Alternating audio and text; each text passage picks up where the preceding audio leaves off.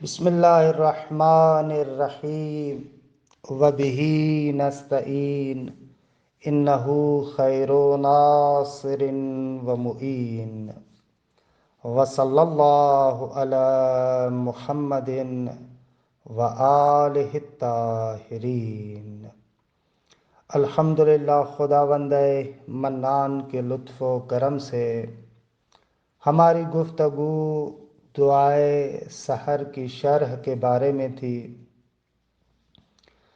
الحمدللہ مختلف مباحث فراز اول کے ذیل میں پیش کر رہے تھے۔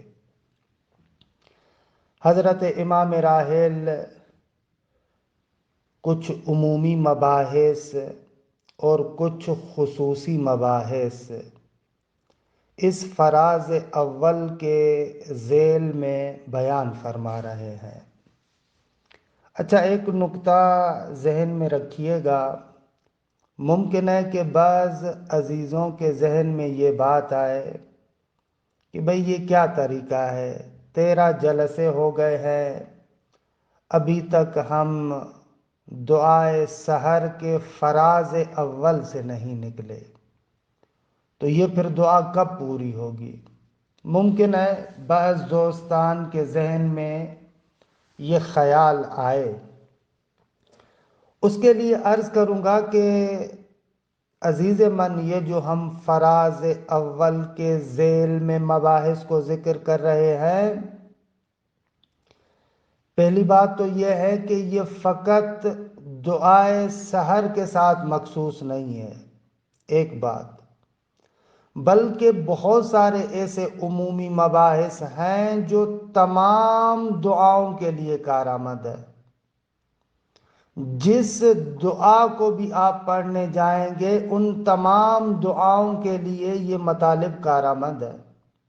ایک یہ نکتہ مد نظر رکھیں۔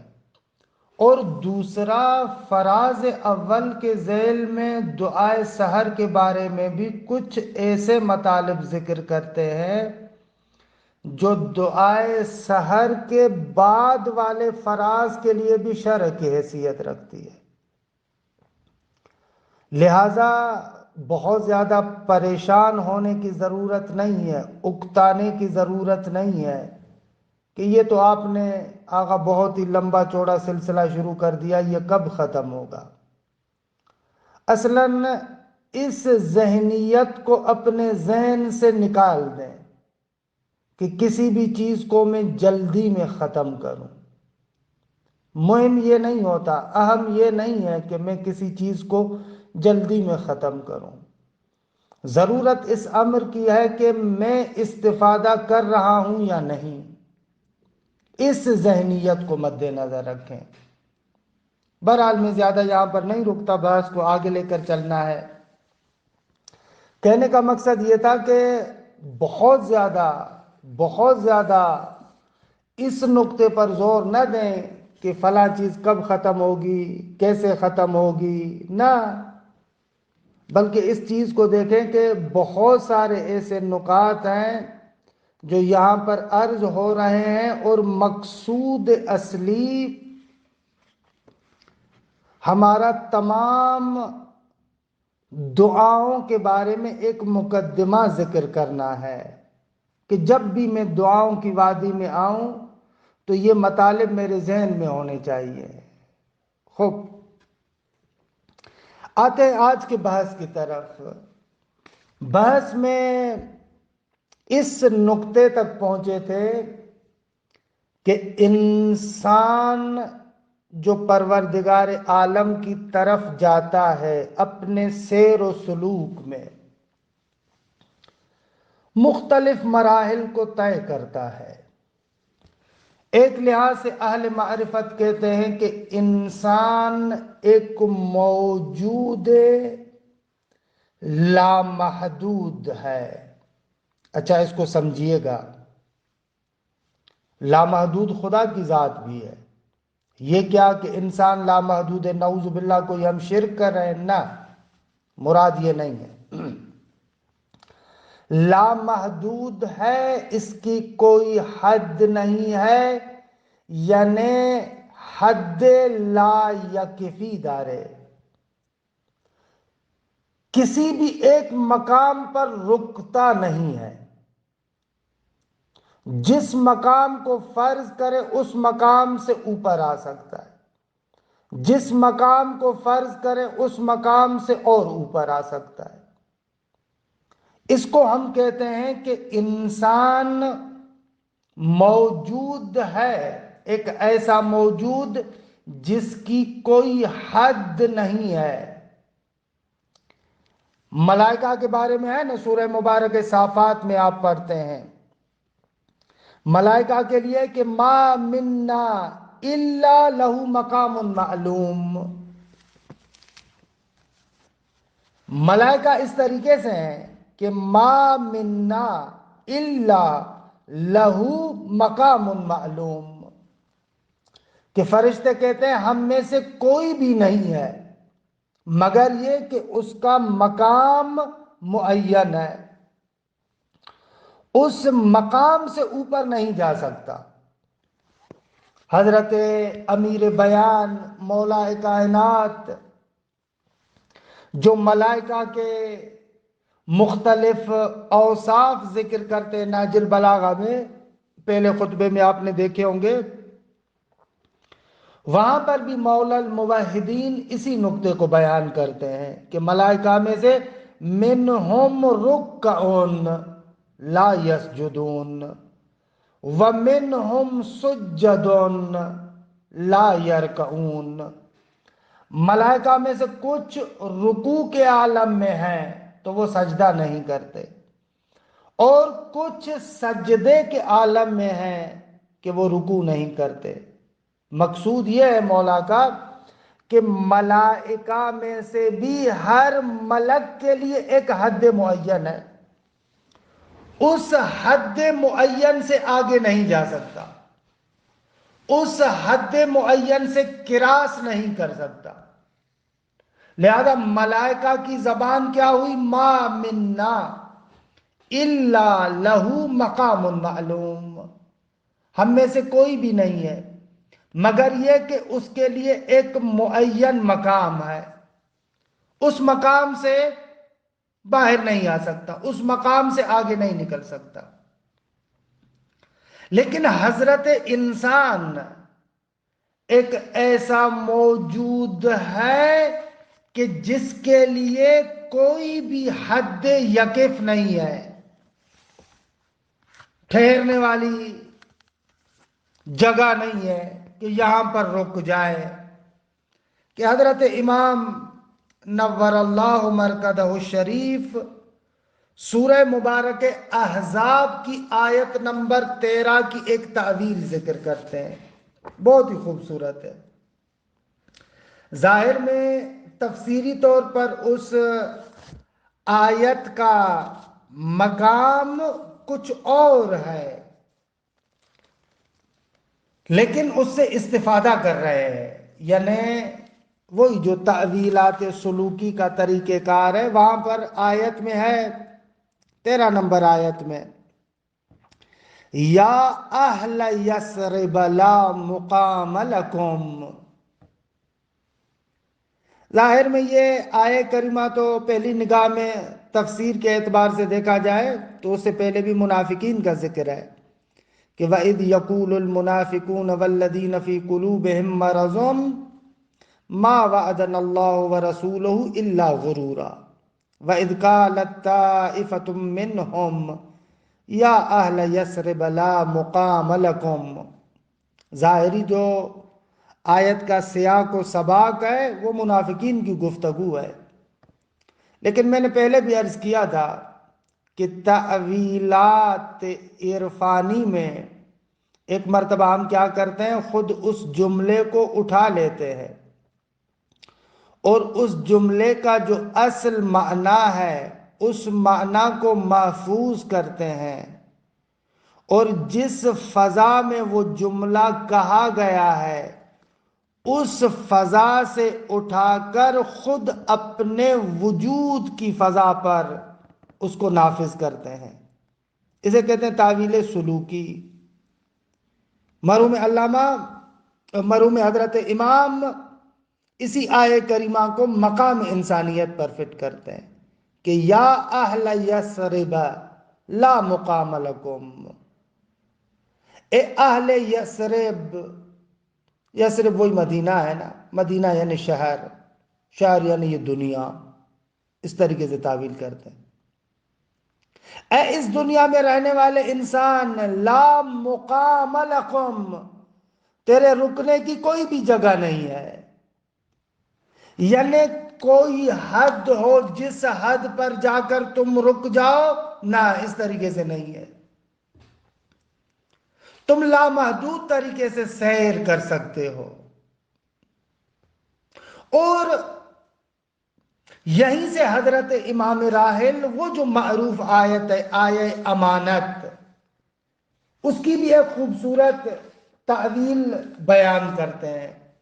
اسی سورہ مبارک احزاب کی آخری آیات، یعنی تقریباً 72 نمبر آیت کہ سورہ احزاب کے آخر میں پہنچ جاتے ہیں، سیکنڈ لاسٹ، یہ معروف آیت ہے نا، اکثر اس کے بارے میں بہت زیادہ گفتگو بھی ہوتی ہے کہ اس آیت سے کیا مراد ہے۔ اِنَّا عَرَضْنَا الْأَمَانَةَ عَلَى السَّمَاوَاتِ وَالْأَرْضِ وَالْجِبَالِ فَأَبَيْنَ أَن يَحْمِلْنَهَا وَأَشْفَقْنَ مِنْهَا وَحَمَلَهَا الْإِنسَانُ إِنَّهُ كَانَ ظَلُومًا جَهُولًا۔ سبحان اللہ، یہ بہت ہی معروف آیت ہے اور مشکل آیات میں سے ہے۔ یہاں پر ایک مطلب، ایک تفسیر، ایک تعویل امام راحل اس آیت کی بھی ذکر کرتے ہیں۔ اِنَّا عَرَضْنَا الْأَمَانَةَ، بے تحقیق ہم نے اپنی امانت کو پیش کیا، عَلَى السَّمَاوَاتِ، آسمانوں کے سامنے، وَالْأَرْضِ، زمین کے سامنے، وَالْجِبَالِ، پہاڑوں کے سامنے، ہم نے امانت کو پیش کیا، آسمانوں کے سامنے، زمین کے سامنے، پہاڑوں کے سامنے، لیکن فَأَبَيْنَ أَن يَحْمِلْنَهَا، ان سب نے انکار کر دیا، ابا یعنی انکار کر دیا کہ اس امانت الہی کو اٹھائیں، امانت الہی کو اٹھانے سے انکار کر دیا۔ وَأَشْفَقْنَ مِنْهَا، اور اس امانت سے ڈر گئے، جبکہ وَحَمَلَهَا الْإِنسَانُ، انسان نے اس امانت کو اٹھا لیا۔ اچھا، یہاں تک 2-3 باتیں قابل توجہ ہیں جن کی وضاحت کی ضرورت ہے۔ پہلی بات تو یہ، امانت کیا ہے؟ دوسری بات یہ کہ اس امانت کو آسمانوں، زمین اور پہاڑوں کے سامنے کیسے پیش کیا گیا؟ تیسری بات یہاں پر یہ آتی ہے کہ انسان نے اس امانت کو اٹھا لیا۔ آیت کے جو آخری الفاظ ہیں وہ تھوڑے سے عجیب ہیں۔ پروردگار عالم فرماتا ہے اِنَّهُ كَانَ ظَلُومًا جَهُولًا۔ اللہ اکبر، بے شک یہ انسان بہت زیادہ ظلم کرنے والا اور بہت زیادہ جاہل ہے۔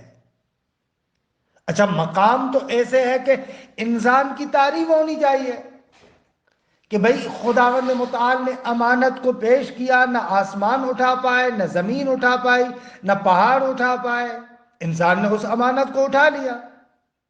حق تو یہ بنتا ہے کہ اس انسان کو شاباش دیا جائے نا، کہا جائے کہ باہ باہ، چکار خوبی انجام دادی، کتنا اچھا کام کیا۔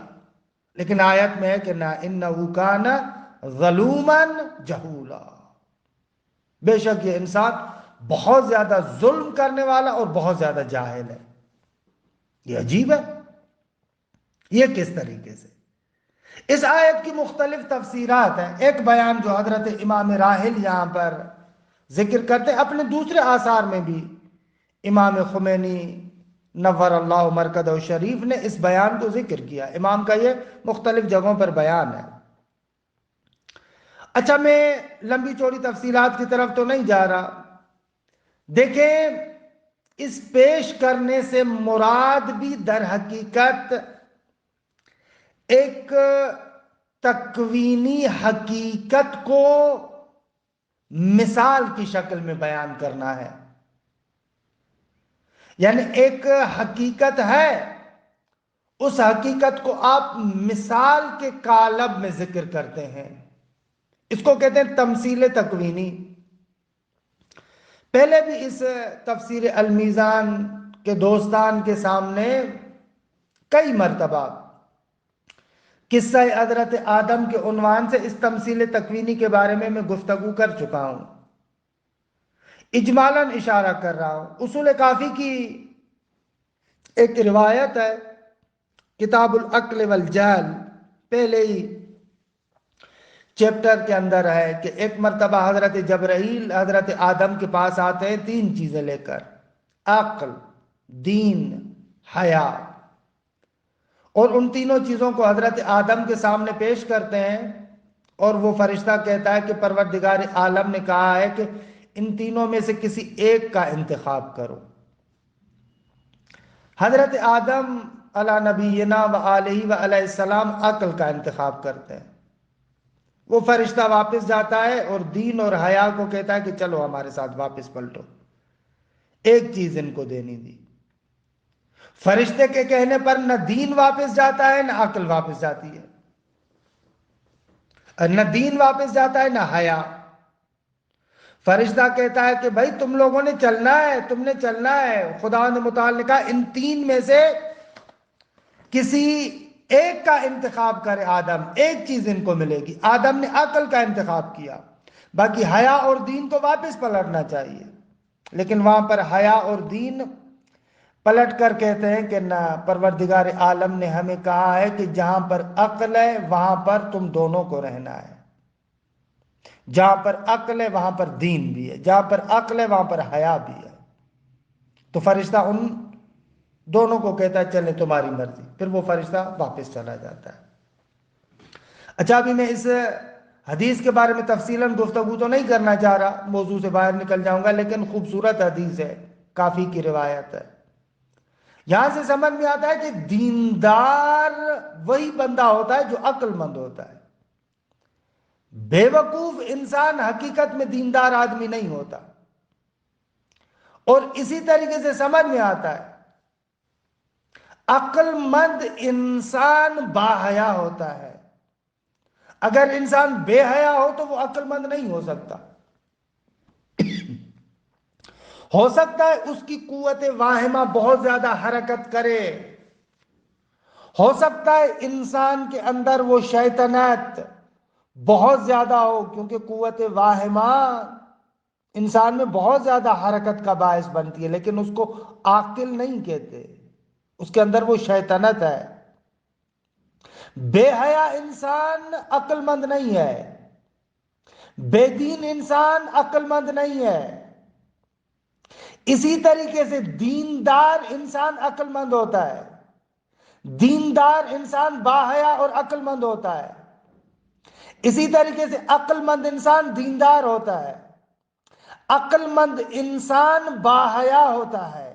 یہ تمام نکات اس حدیث سے سمجھ میں آتے ہیں. کہ بہرحال میں اس حدیث کی تفصیلات کی طرف نہیں جانا چاہ رہا تھا، فقط ضمناً اشارہ کیا. کہنا یہ چاہتا ہوں کہ یہ جو جبرائیل یا فرشتہ حضرت آدم کے پاس 3 چیزیں لے کر آئے، عقل و دین و حیا، تو اس کا معنی یہ ہے کہ 3 ڈبے تھے، جن 3 ڈبوں کو حضرت آدم کے سامنے رکھا گیا اور حضرت آدم نے ایک ڈبہ اٹھا لیا. یہ مقصد ہے، کہ قطعاً یہ مقصد نہیں ہے. آپ بھی سمجھتے ہیں کہ مقصود اس روایت کا یہ نہیں ہے. مقصود روایت کا ایک حقیقت تکوینی کو بیان کرنا مثال کے ڈھانچے میں، کہ اس کو کہا جاتا ہے تمثیل تکوینی. یعنی اس نقطے کو معصوم بیان کرنا چاہتے ہیں کہ عقل کا دین اور حیا کے ساتھ کیا ارتباط ہے. اگر عقل ہو تو عقل دین اور حیا سے جدا نہیں ہو سکتی۔ یہ امام اس تکوینی حقیقت کو اس مثال کے قالب میں ہمیں سمجھاتے ہیں۔ عیناً اسی طریقے سے یہ جو کہا جا رہا ہے کہ اِنَّا عَرَضْنَا الْأَمَانَةَ عَلَى السَّمَاوَاتِ وَالْأَرْضِ وَالْجِبَالِ فَأَبَيْنَ أَن يَحْمِلْنَهَا وَأَشْفَقْنَ مِنْهَا وَحَمَلَهَا الْإِنسَانُ، یہاں پر بھی پروردگار عالم یہ جو حدیث میں نے پیش کی، اس کی طرح ایک تکوینی حقیقت کو بیان کرنا چاہتے ہیں۔ اس تکوینی حقیقت کو اس مثال کے قالب میں ڈھال کے بیان کیا کہ اس کو کہا جاتا ہے تمثیل تکوینی، یعنی سیمبولک بیان ہے، نمادینی بیان ہے، کہ اس سے زیادہ میں یہاں پر زبان قرآن کے بارے میں نہیں رکتا، کہ ایک بحث ہے جدید دنیا میں فلسفہ دین میں ایک مطرح ہے کہ زبان دین کیا ہے، کہ میں اس بحث کی طرف نہیں جاتا، لیکن خوبصورت بحث ہے۔ امانت، یہاں پر میں اپنے سادہ سے الفاظ میں کہوں، امانت وہی ولایت ہے۔ امانت یعنی پروردگار عالم کے اسم مبارک اللہ کا مظہر بننا۔ امانت یعنی وہی خلافت الہیہ۔ امانت یعنی اسی صورت رحمان پر خلق ہونا، یہ ہے امانت۔ امانت یعنی آیت کبریٰ ہونا۔ امانت یعنی پروردگار عالم کے تمام اسماء، یعنی اسماء جمالیہ اور اسماء جلالیہ، ان تمام اسماء کا مظہر ہونا۔ امانت یعنی اسم مبارک اللہ کا آئینہ بننا، یہ ہے امانت۔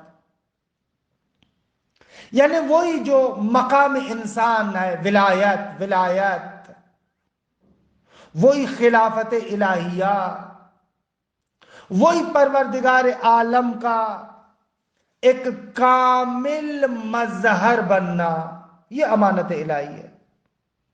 اس امانت الہی کو نہ آسمان اٹھا سکتے، نہ زمین، نہ پہاڑ نہیں اٹھا سکتے۔ یعنی کیا؟ یعنی ان کے اندر توان نہیں ہے، استعداد نہیں ہے۔ آسمان اور آسمان والوں کو صلاحیت نہیں ہے کہ اسم مبارک اللہ کے کامل مظہر بن سکے، خدا کے خلیفہ بن سکے۔ نہ ان کے اندر صلاحیت ہے، نہ زمین کے اندر صلاحیت ہے، نہ پہاڑوں کے اندر صلاحیت ہے۔ کسی کے اندر یہ لیاقت اور استعداد نہیں ہے کہ پروردگار عالم کے اسم مبارک اللہ کا مظہر بن سکے۔ یہ جو کامل مظہریت اور خلافت ہے، اس کی لیاقت، کہ جس کو میں ولایت کے ساتھ تعبیر کر رہا ہوں، یہ لیاقت فقط انسان کے اندر ہے۔ اور اسی اعتبار سے انسان کو کہا گیا ہے کہ انہو کان ظلوما۔ یہاں پر ظلم منفی معنی میں نہیں ہے، یہاں پر ظلم مثبت معنی میں ہے۔ یعنی کیونکہ حدود کو نہیں پہچانتا، دقت کیجئے گا، کیونکہ لامحدود ہے، ہر حد کو توڑ کر اوپر چلا جاتا ہے۔ کسی بھی حد کو توڑ کر اوپر جانا اس پہلے والی حد سے ایک لحاظ سے ظلم ہے، اس معنی میں ظلم، وگرنہ آیت کے سیاق و سباق میں ظلومن منفی معنی میں بنتا ہی نہیں ہے۔ انسان کی تعریف ہو رہی ہے، تعریف کا مقام ہے کہ امانت الہی کو اٹھانے کی صلاحیت رکھتا ہے۔ کسی اور کے اندر اس امانت الہی کو اٹھانے کی صلاحیت نہیں ہے۔ انسان ظلوم ہے، یعنی حدود کو توڑ دیتا ہے، مادیت کی حد میں محدود نہیں ہوتا، مادیت کی حد کو توڑ کر مثال میں پہنچتا ہے، ملکوت میں پہنچتا ہے، ملکوت میں محصور نہیں ہوتا، محبوس اور اسیر نہیں ہو جاتا، پھر ملکوت کو توڑ کر جبروت میں پہنچتا ہے، پھر جبروت کے مرحلے میں بھی محدود نہیں ہوتا، اسیر نہیں بنتا، جبروت کے حدود کو توڑ کر جو ہے وہ کیا ہے، لاہوت کے وادی میں قدم رکھتا ہے، یعنی اسماء و صفات کی وادی میں آتا ہے، پھر اسماء و صفات کے اندر لامحدود سیر ہے۔ اس اعتبار سے عرض کر رہا ہوں کہ انسان حدود کو توڑنے والا ہے، اپنی ہر حد کو کراس کرتا ہے، توڑتا ہے۔ اس لحاظ سے حضرت امام کہتے ہیں انہو کان ظلومان، انسان ظلوم ہے۔ یہ والا حدود کو توڑ کر آگے گزر جانا یہ فقط انسان کے ساتھ مخصوص ہے۔ انسان مقام لا حدی پر ہے، البتہ لا حدی ہے لا یکفی، لا محدود ہے لیکن کسی مرحلے پر قیام نہیں کرتا، اور آگے اور آگے اور آگے اور آگے۔ یہاں سے دیکھیں آپ انسان کا مقام، کہ انسان کون سے مقام پر ہے۔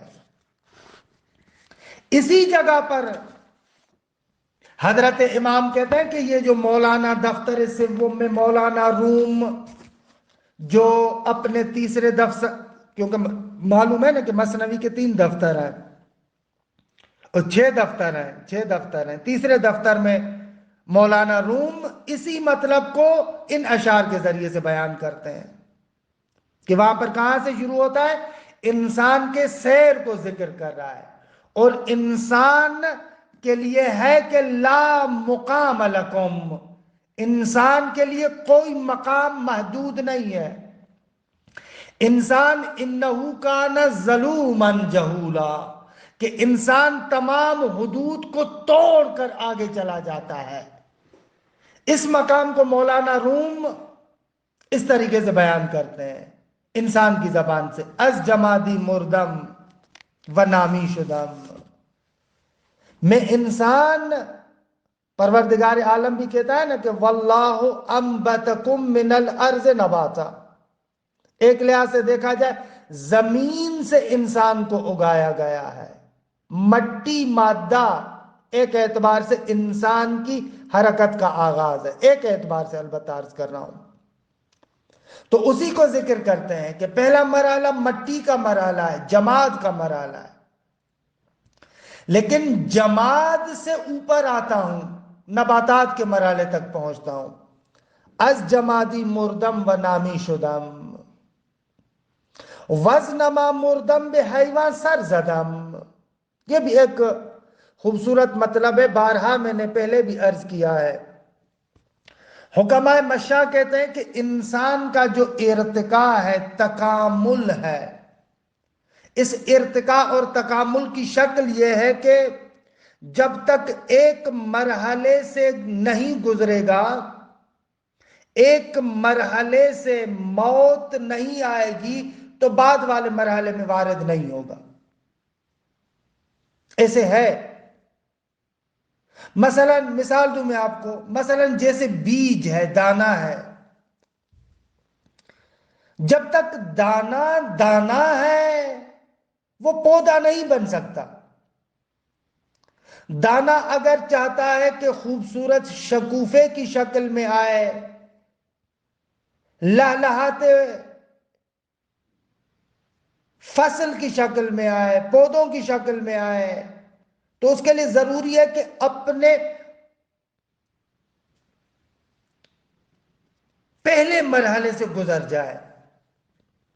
دانا جب تک دانا ہے وہ پودا نہیں بن سکتا، دانا ہونے سے گزرے گا، دانے ہونے سے مرے گا تو بعد والا مرحلہ آئے گا۔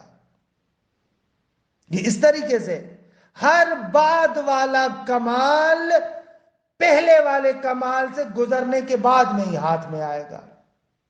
جب تک پہلے مرحلے سے، پہلے کمال سے نہیں گزرو گے بعد والا کمال تمہیں نہیں ملے گا۔ ہر حیات کے لیے ایک موت چاہیے۔ بقول استاد شہید مرزا مطہری کہ انہی بیانات سے استفادہ کرتے ہوئے ایک جگہ پر استاد شہید مرزا مطہری بھی کہتے ہیں کہ اس عالم کی خاصیت یہ ہے کہ یہاں پر موت و حیات بغل گیر ہیں، ہم آغوش ہیں۔ موت ہے تو ایک زندگی ہے، پھر اس زندگی سے مرو تو پھر دوسری زندگی ہے۔ کہ بہت ہی خوبصورت ہے، کہ ابھی میرے پاس اتنا وقت نہیں ہے کہ میں اسی میں رک جاؤں، لیکن نقطہ عرض کیا، اس کو خوب سمجھیے گا۔ ارتقاء اور کمال چاہتا ہے کہ ایک مرحلے سے اگر ارتقاء چاہتے ہو تو اس مرحلے کی نسبت سے موت چاہیے۔ جب تک اس مرحلے سے موت نہیں ہوگی تو دوسرے مرحلے میں نہیں آئے گے۔ اسی کو مولانا ذکر کریں، از جمادی مردم و نامی شدم۔ جمادی کے مرحلے سے، مٹی کے مرحلے سے گزرا تو میں نامی بنا۔ وز نما مردم بحیوا سر زدم، نباتات کے مرحلے سے گزرا تو حیوانیت کے مرحلے میں پاؤں رکھا۔ کہ یہ مباحث نفس میں پہلے بھی ذکر کر چکا ہوں، کہ ان کی توضیح یہاں پر زیادہ نہیں دیتا۔ مردم از حیوانی و آدم شدم، پھر حیوانیت کے مرحلے سے مرا، گزرا تو میں انسان بنا۔ پس چه ترسم کیز مردن کم شدم۔ مولانا کہتے ہیں کہ پس پھر موت سے کیا ڈر، جب بھی مجھے کسی مرحلے سے موت آئی ہے تو ایک عالی مرحلہ ملا ہے، پھر موت سے ڈرنا کیا۔ پس چه ترسم کیز مردن کم شدم، پس کیوں ڈروں میں اس بات سے کہ مرنے سے مجھے کیا ہوا، مرنے سے کیوں ڈروں میں۔ یہی ہے نا، الا ان اولیاء اللہ لا خوف علیہم ولا هم یحزنون، یا جو سورہ مبارک جمعہ کے اندر یہودیوں کے بارے میں کہا گیا ہے نا، یہودی ادعا کرتے ہیں کہ ہم اولیاء خدا ہیں، تو پروردگار عالم ان کو کیا کہتا ہے کہ کیا کرو، اگر تم واقعا اولیاء ہو تو تمہارے اولیاء کی اہم خاصیت کیا ہے، کب پتا چلے گا کہ تم واقعا اولیاء ہو۔ یہ آیات بارہا آپ کے سامنے بندہ حقیر نے عرض کی ہے۔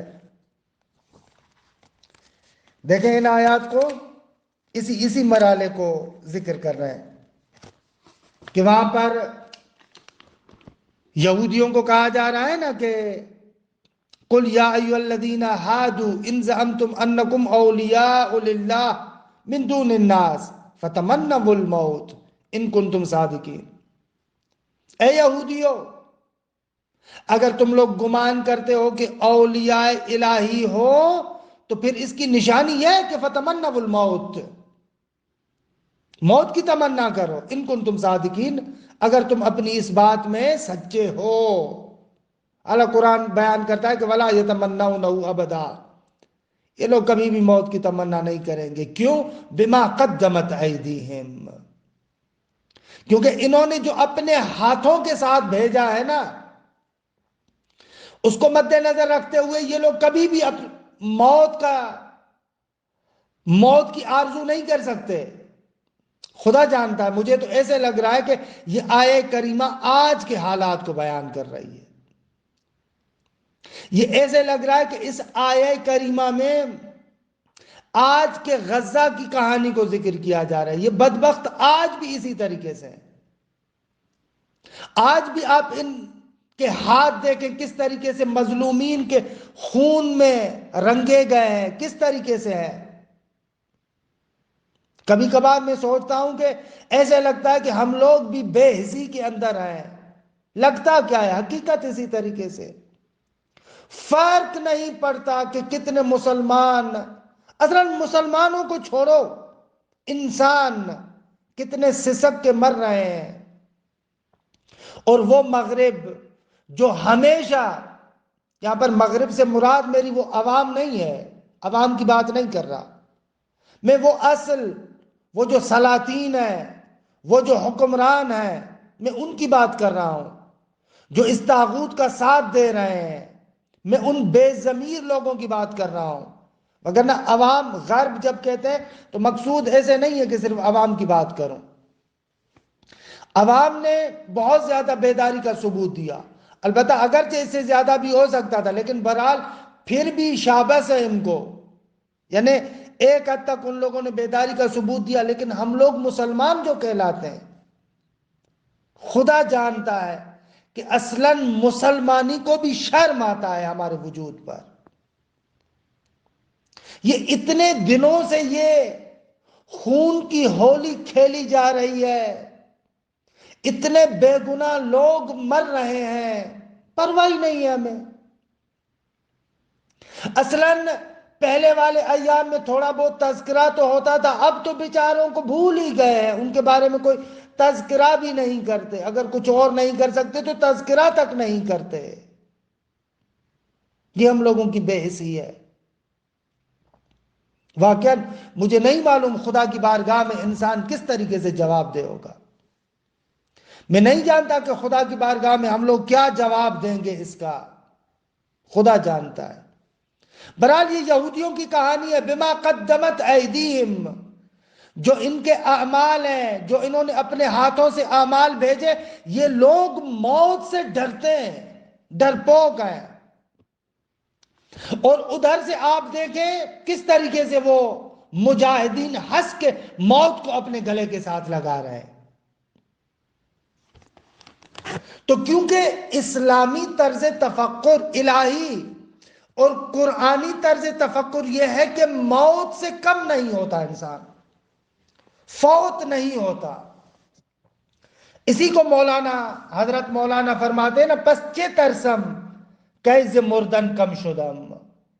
بس جب میں نے دیکھا کہ ہر مرتبہ جب مجھے موت آ رہی ہے تو میں ارتقا کر کے اوپر والے مرحلے پر آ رہا ہوں، تو پس چے ترسم کیز مردن کم شدم، بس کیوں ڈروں کہ مرنے سے میں کب کم ہوا ہوں، کب میرے کمالات کم ہوئے۔ پھر کہتے ہیں حملے دیگر بے میرا مز بشر، یہاں پر مثنوی کے مختلف نسخوں کے الفاظ مختلف ہیں، ایک نسخے کے مطابق پڑھ رہا ہوں۔ پھر کہہ رہے ہیں کہ اب جو میں انسانیت کی دہلیز پر پہنچا، لیکن ایک مرتبہ پھر اس انسانیت سے گزر جاؤں، انسانیت سے مر جاؤں، کیوں؟ تا برارم از ملائک بالوں پر، انسانیت کے مرحلے سے گزر جاؤں تاکہ ملک کے بالوں پر مجھے ملے، یا بعض میں تا برارم از ملائک پر و سر، اللہ بالوں پر بھی ہے، پر و سر بھی ہے۔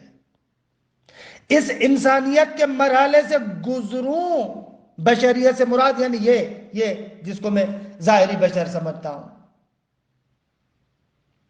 پھر کہتے ہیں ملک بھی میری توقف گاہ تھوڑی ہے، ملک بھی میرے رکنے کی جگہ تھوڑی ہے۔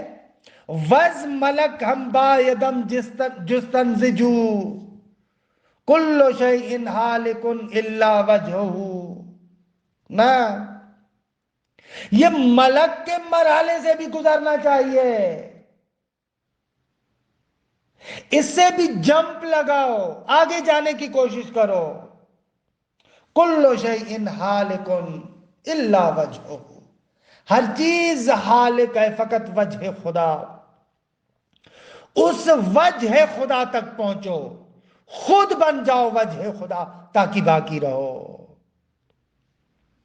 بار دیگر از ملک پران شوم، ایک بار پھر اس ملک کے مرحلے سے بھی اوپر اڑ جاؤں۔ آنچ اندر وہم نہ آید آن شوم، وہ جو میرے وہم و گمان میں بھی نہیں ہے وہ بن جاؤں۔ ملک سے اب اوپر جا رہا ہے نا، جبروت سے اوپر جانے کی بات ہے نا، اب اس عالم اسماء و صفات کو کیسے بیان کرے؟ مولوی کہتا ہے کہ آنچ اندر وہم نہ آید آن شوم،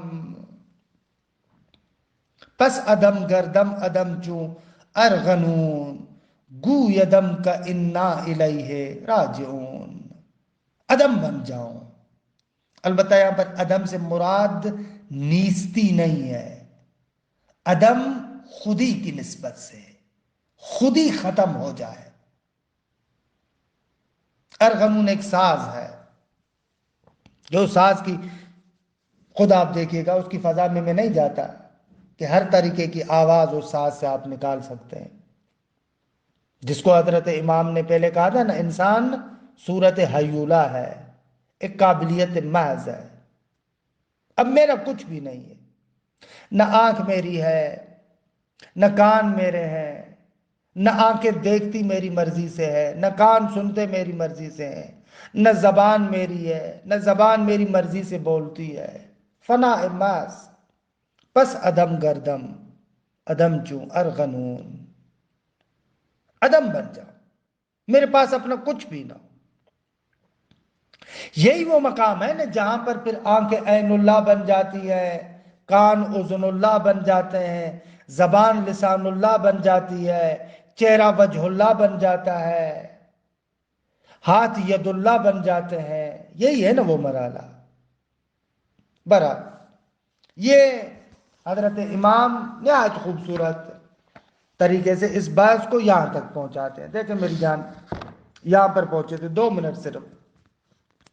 وَأَشَارَ الْمَوْلَوِيُّ إِلَى هَذَا التَّدَرُّجِ بِقَوْلِهِ، اور مولانا نے اپنے ان اشعار کے ذریعے سے اس تدرج کی طرف اشارہ کیا کہ میں نے پورے اشعار پڑھے، امام فقط پہلا اور وہ آخری شعر ذکر کرتے ہیں۔ از جمادی مردم و نامی شدم وزنما مردم ز حیواں سر زدم الی قولہ، یہاں تک کہ پس عدم گردم عدم چو ارغنون گویدم کا انا الیہ راجعون۔ امام فرماتے ہیں وَحَاذَا هُوَ الظَّلُومِیَّہ، اس سورہ احزاب کی آیت کی تعویل ذکر کرتے ہیں۔ وَحَاذَا هُوَ الظَّلُومِیَّہ، ظلومیت جو اس سورہ احزاب میں ذکر ہوئی ہے اس کا معنی یہی ہے، اِنَّهُ كَانَ ظَلُومًا، یعنی حدود کو کاٹتا ہے، کسی حد پر نہیں رکتا، اس اعتبار سے ظلوم ہے۔ وَحَاذَا هُوَ الظَّلُومِیَّہ الْمُشَارُ إِلَيْهَ بِقَوْلِهِ تعالی، کہ جس کی طرف اشارہ کیا گیا اس آیے کریمہ کے ذریعے سے، إِنَّهُ كَانَ ظَلُومًا جَهُولًا۔ علی بعض الاحتمالات، کیونکہ آیت کے اندر اور بھی دوسرے احتمالات ہیں اور بھی تفسیر ہے، ایک تفسیر کے مطابق، ایک تعبیر کے مطابق ایسے ہے کہ بیان کیا وَحَاذَا مَقَامُ أَوْ أَدْنَا، کہ اس آیے کریمہ کی تعبیر بھی ایسے ہی، کان قاب قوسین او ادنا، اخیرۃ المقامات الانسانیہ، کہ یہ مرحلہ اہدیت پر اس کو فٹ کرتے ہیں۔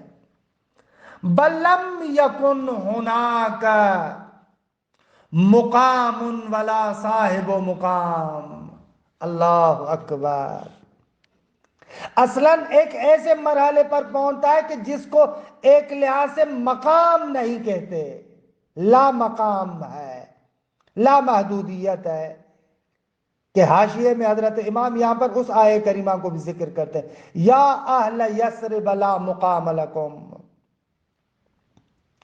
وہذا مقام الحیمان، حیمان کا، حیرانی کا مقام، تحیر، کہ ہمارا وقت گزر چکا ہے۔ حیرانی 2 طریقے کی ہے، ایک حیرانی وجودی ہے اور ایک شہودی ہے، کہ دیکھئے اس کو روکتا ہوں یہاں پر، تھوڑی وضاحت ہے کہ اس حیرانی کو انشاءاللہ کل عرض کروں گا۔ وصلی اللہ علی محمد وآلہ الطاہرین۔